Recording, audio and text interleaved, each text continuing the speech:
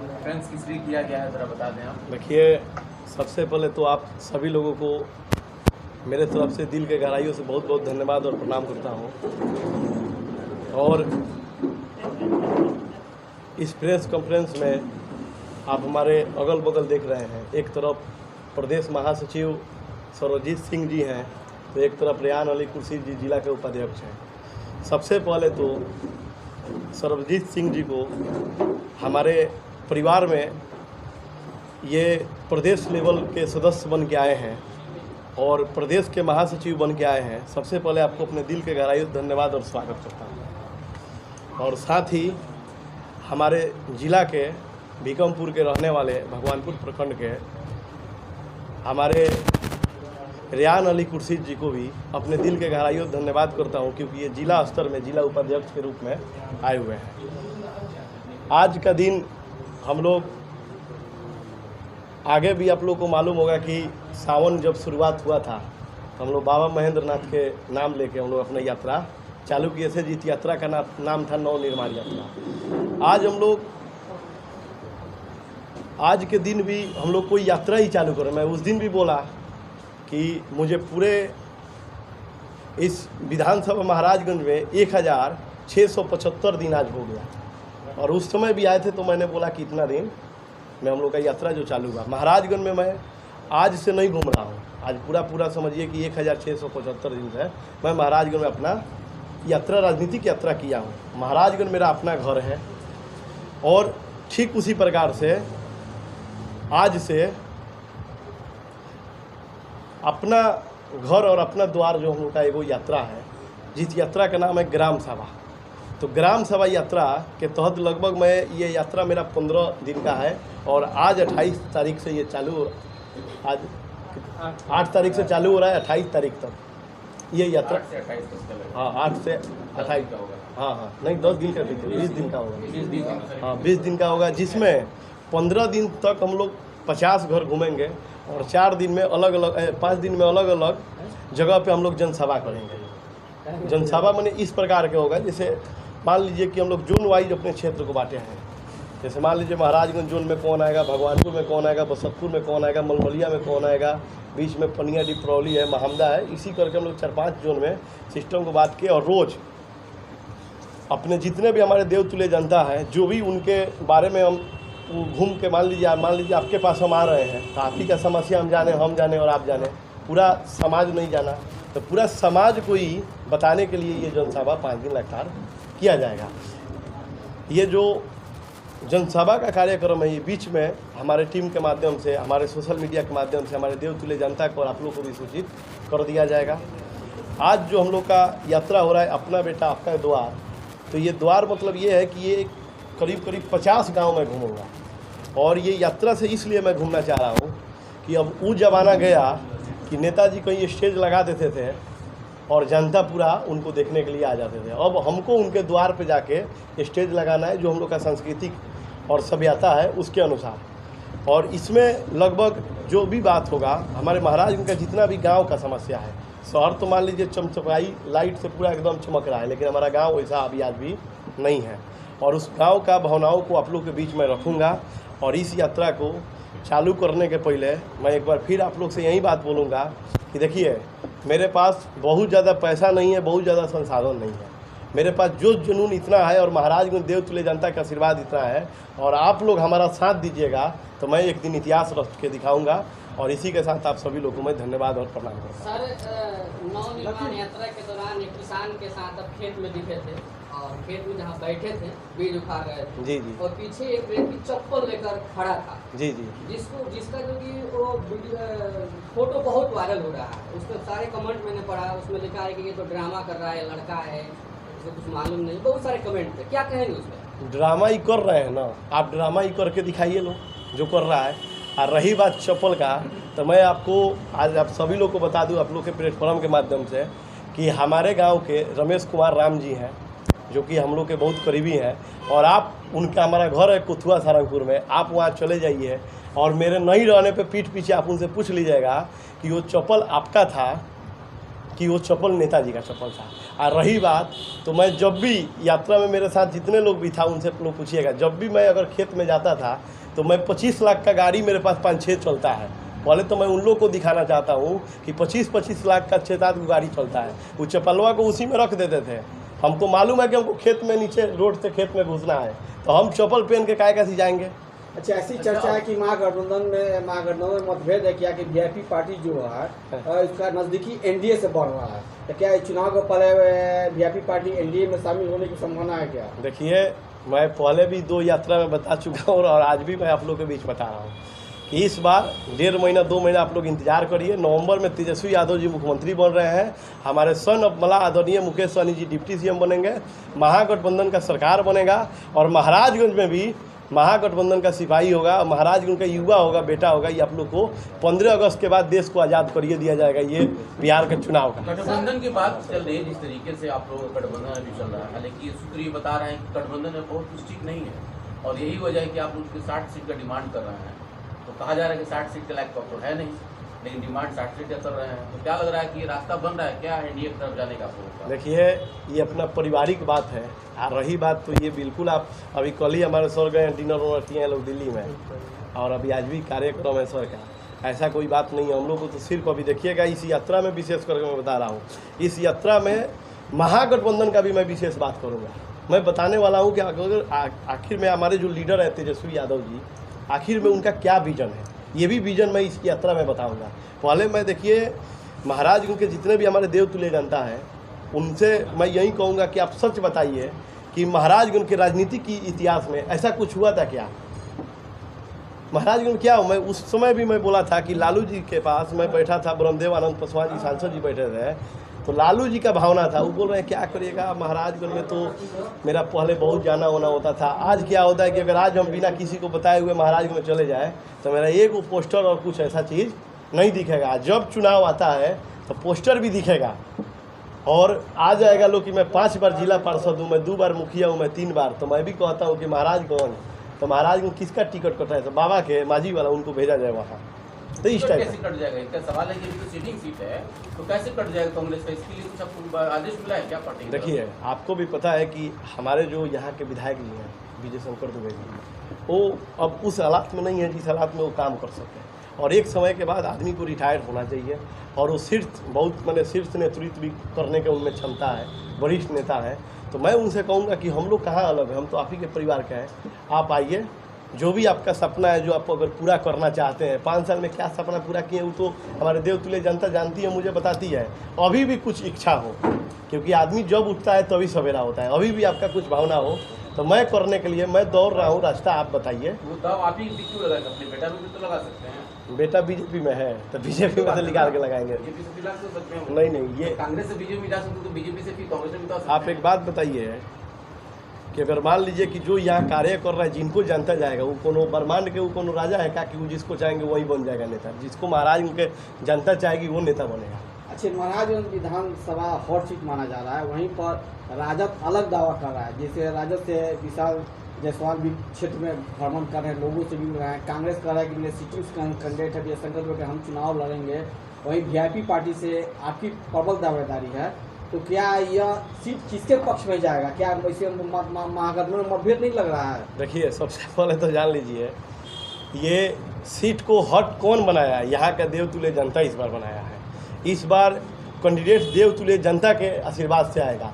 आपको नहीं पता है तो मैं बता दूं कि हमारे जितने भी शीर्ष नेतृत्व नेताजी लोग जो करते हैं, आदरणीय मुकेश सहनी भी हमारे जब जनता के बीच आए ना, तो एक ही बात बोले कि महागठबंधन का सर्वे आ रहा है और आप लोग जो ताकत शक्ति यहाँ दिखाए हैं वही ताकत और शक्ति उस सर्वे में नीतीश द्विवेदी जी को दिखाइएगा तो नीतीश द्विवेदी जी, जिसको अन्य जो भी हो उनको दिखाइएगा। देखिए, ये मैं कई बार बोलता हूँ कि कोई मैट्रिक का परीक्षा नहीं है कि मैं तैयारी कर रहा हूँ और जाके एग्जाम दे दूँ। ये हमारा जनता का परीक्षा है। जब हमारे आदरणीय नेता लोग, चाहे आदरणीय तेजस्वी जी, चाहे आदरणीय मुकेश सहनी जी, वो डायरेक्ट बोल दिए कि जिसका सर्वे में नाम आएगा वो यहाँ का लीडर बनेगा, गलत चाहे सही।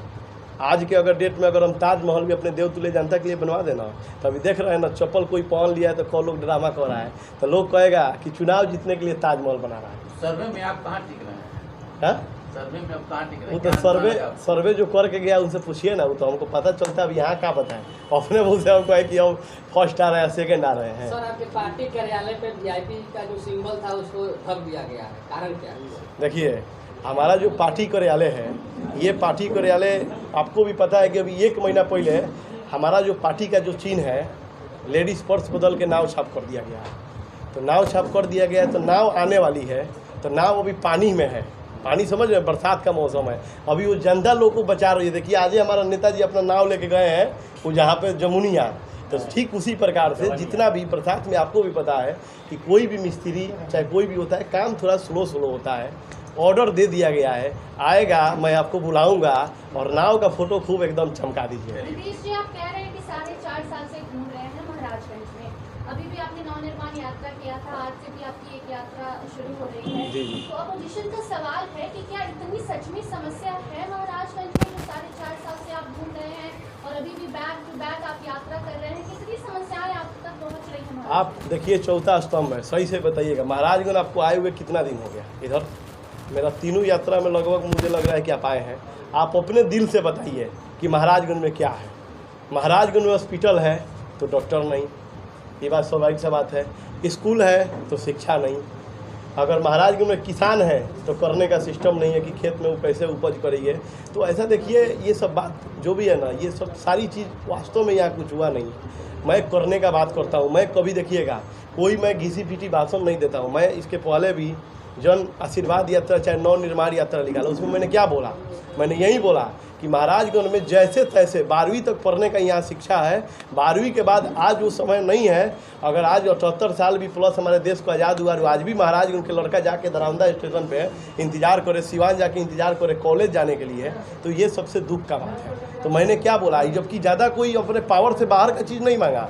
आपको भी पता है कि मेरा नेता मुख्यमंत्री बनेंगे, मेरा नेता डिप्टी सीएम बनेंगे, अब मेरा पार्टी का चाहे मैं यहाँ का विधायक बनूंगा, तो ये तो 2 मिनट का काम है यूनिवर्सिटी लाना, ही तो आपको भी पता है। मैंने क्या मांगा? मैंने ये मांगा कि इसी बिहार में महाराजगंज से भी छोटा छोटा जगह को, छोटा छोटा क्षेत्र को, चाहे छोटा छोटा शहर को जिला का उपाधि इसी बिहार में मिल गया। आप चलिए मधेपुरा, उधर मधुबनी, लगता है कि वो अजबे का क्षेत्र है, कोसी क्षेत्र जितना है, उसको जिला का उपाधि मिल गया। लेकिन आज तक हमारे महाराजगंज को जिला का उपाधि नहीं मिला। तो मुझे जिला चाहिए। मैं कहाँ कुछ ऐसा कुछ मानता हूँ। दूसरा बात मैं ये भी कहता हूँ कि जहाँ पे 75 बेड का अस्पताल है वहाँ कम से कम 10 को सर्जन रहना जरूरी है। आज किसी का एक्सीडेंट हो जाए, किसी का चाकू लग जाए, गोली लग जाए, कुछ भी हो जाए, तो महाराजगंज में इलाज नहीं कराते हैं, वो या तो पटना नहीं तो सिवान जाते हैं। तो यही सब तो मैं मांग रहा हूँ जो मांगना चाहिए। और एक और बात भी मैं बोला कि जब मैं क्षेत्र में अपना पूरा घूमा तो हमारा क्षेत्र का जितना भी देवतुल्य जनता है उसको मैं पूछा कि चाची, अच्छा चाचा आपको नेता कैसा चाहिए? तो बोले कि देखिए बाबू, हमारा जो क्षेत्र है जनजागृत क्षेत्र है। यहाँ सच्चाई है कि 1675 दिन में कोई मेरे पास नहीं आया कि मुझे 1 बोरा चावल दे दीजिए, मुझे कपड़ा पहनने का दिक्कत है। सब लोग बस सिर्फ यही कहने आया कि मुझे ये कार्य चाहिए, मेरा नेता कोई नहीं जो मेरा आवाज़। मैं बोला कैसा नेता चाहिए? तो वो बोले कि मेरा ऐसा नेता चाहिए कि मेरा हक का बात विधानसभा में जाके सीना चौड़ा करके अपना हक का बात करे। और जब सदन में बैठे हुए लोग हक को नहीं देते, उनके छतिया पे चढ़ के छीन के लाके उनके चरण में दे। इसे कम महाराजगंज में नेता का कमी कुछ नहीं चाहिए। आप दिखाकर भागिएगा नहीं ना। बहुत लोग नेता आता है, बहुत बड़ा टिकनी बात करता है। जिला बनाने का बात महाराजगंज को 20 साल से हो रहा है। कहीं आप भी चुनाव बाद भाग गए तब क्या देखिए, अपनी भाई हम तो 2-3 को चीज़ कहते हैं, ये बात जाने जा शुरू से कहते हैं। नेता नहीं आए हैं, नेता आए थे, प्रधानमंत्री बने, उसके बाद इस क्षेत्र को छोड़ के बलिया से करके चले गए। ये बात आपको चंद्रशेखर जी आपको मालूम है। तो नेता यहाँ कोई नहीं आया। नेता अगर आता ना तो ये ऐसा टाइप का बात नहीं होता है। विधायक, मंत्री, सांसद जो पहले भी थे आज भी है। मैं आपको एक और बात बता दूं कि मैं 2-3 चीज़, हमसे कोई पूछता है कि आप राजनीतिक में क्या करना चाहते हैं, मैं डायरेक्ट बोलता हूँ मुझे विधायक, मंत्री, सांसद नहीं बनना है, मुझे नेता बनना है। कोई मुझसे पूछता है कि आप पैसा कैसे कमाना है, मैं बोला मुझे पैसा कमाना नहीं है, पैसा बनाना है। तो आप पहले आप डिसाइड करिए कि आप बनाना चाहते हैं कि आप कमाना चाहते हैं। अगर कमाना चाहेंगे तो 10 लाख रुपये का टेंडर आएगा तो 2 लाख रुपया बचाना चाहेंगे। अगर बनाना चाहेंगे तो 10 लाख का आया है तो अगर आपके पास है तो उसमें 10 लाख और देके 20 लाख का मजबूत का काम करना चाहेंगे। तो मुझे ये मेरा यही उद्देश्य है। ठीक है, नमस्कार। कैसे निर्वाह करेंगे इसका जरा बता दें। जिम्मेवारी क्या मिल रहा है? हर एक लोग का एक परिवार है, वैसे ही एक VIP परिवार है प्रदेश का, उस परिवार के हम सदस्य हो गए हैं। जिम्मेदारी मिल गई, जैसे परिवार चलता है वैसे ही बिहार में एक परिवार है VIP विकासशील इंसान पार्टी। अब उसका सदस्य हम जब बन गए हैं तो परिवार ही जैसा उसको भी सींचना है, उसको भी चलाना है। हर एक लोग को जोड़ना है, किसी के मन में कोई हम लोगों के चलते ठेस न पहुँचे, वैसे कदम को रखना है और इस परिवार को मजबूत करना है और पूरे मजबूती के साथ महाराजगंज को दिखा देना है जे ई परिवार में जब हम सब लोग जुड़े हैं तो महाराजगंज का सीट कैसे लहराएगा विधानसभा पटना में, ये सब चीज़ को दिखाना है। हम लोगों को परिवार में जुड़े हैं तो परिवार ऐसे नहीं चलेगा, जैसे हम लोगों का घर चलता है वैसे पूरा प्रदेश में एक परिवार है, उसको चलाना है। हम लोगों का तो आदत है, हम लोग ऐसे ही 8 भाई हैं। पता करिएगा 100 गांव में इतना लंबा परिवार बहुत कम लोगों का होगा और एक ही चूल्हा पर खाना मेरे यहाँ बनता है। आप लोग के जाने वाले लोग हम हैं, तो मेरा परिवार जब हमसे अच्छा से चल रहा है तो प्रदेश चला लेना कौन बड़ी बात है, जिम्मेवारी मिल गई है, चलेगा। नीतीश द्विवेदी जी के साथी कहे जाते हैं आप, दो चुनौती आपके सामने होगा, प्रदेश की बात कही जाएगी, पार्टी की बात कही जाएगी और नीतीश जी अलग आपको खींचेंगे, तो ये सब कैसे कर पाएंगे? नीतीश जी तो भाई हैं, परिवार हम कभी बोले कि परिवार बहुत बड़ा परिवार है और जिम्मेवारी भी बड़ा है, तो ये छोटे भाई हैं, तो इनको लेकर के चलना कौन बड़ी बात है। चुनौती कुछ भी नहीं मेरे सामने है, आज भी मिले हैं, पहले भी मिले हैं, बाद में भी मिलेंगे, हम इसी अंदाज मिलेंगे। मेरे सामने कोई चुनौती है ये नहीं है कहीं, सब चीज़ एक अच्छा तरीका से सबका निर्वाहन करेंगे हम। हमारे यहाँ हमारे चलते कोई त्रुटि आपको देखने और सुनने को भी नहीं मिलेगा। विधायक जी को, नीतीश जी को विधायक बनाने में आपका कैसा सहयोग रहेगा? सहयोग जैसा पब्लिक खोजेगा, जिस जगह हमको पब्लिक खोजेगा, जैसा सहयोग चाहेगा वो सब सहयोग हम नीतीश द्विवेदी जी के लिए लगाएंगे। विधायक बनाना है जी। सबसे पहले मैं अपना परिचय देना चाहूँगा।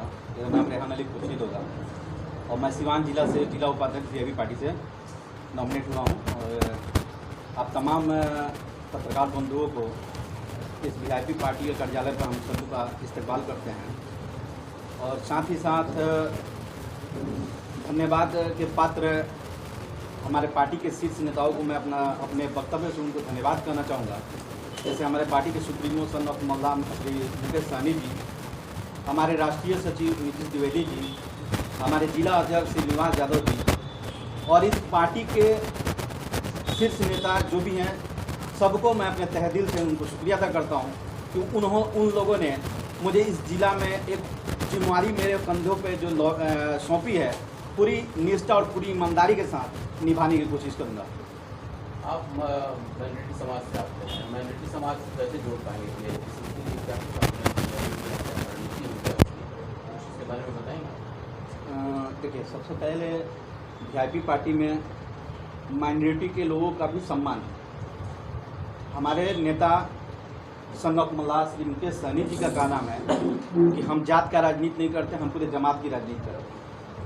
और जिस गठबंधन से हम लोग हैं, जिस गठबंधन में अभी तत्काल में हम लोग जिस गठबंधन से हैं, इस गठबंधन का ही कहना है कि हम लोग जात का नहीं, जमात की राजनीति करते हैं। जो भी समाज के शोषित, पिछड़ा, अति पिछड़ा, दलित, महादलित, मतलब इस गठबंधन का A to Z की राजनीति है। तो अल्पसंख्यक समुदाय इससे हट के नहीं है, सारे लोग इसी में हैं, है ना। एक बेहतर जो है कि सोच हमारे गठबंधन में अल्पसंख्यकों के लिए है और पार्टी भी इस पर सोच रही है। बेहतर कदम होगा, बेहतर काम होगा। महागठबंधन में MY समीकरण सबसे ज़्यादा लालू यादव के साथ जुड़ा हुआ है जी, यह कैसे मतलब कि VIP के साथ आ पाएंगे? देखिए, आपके भाषा में MY समीकरण मुस्लिम यादव का समीकरण है, लेकिन लालू प्रसाद यादव का M का मतलब होता है महिला, U Y का मतलब होता है यू, महिला। जो हमारी आबादी की आधी आबादी होती महिला, तो MY समीकरण है। आपके भाषा में आप इसको क्या कहना चाहते हैं मैं नहीं समझ सकता, लेकिन MY का जो ओरिजिनल समीकरण है हमारे गठबंधन का, वो यूथ और महिला का ये समीकरण है, जिसको MY समीकरण नाम दिया गया।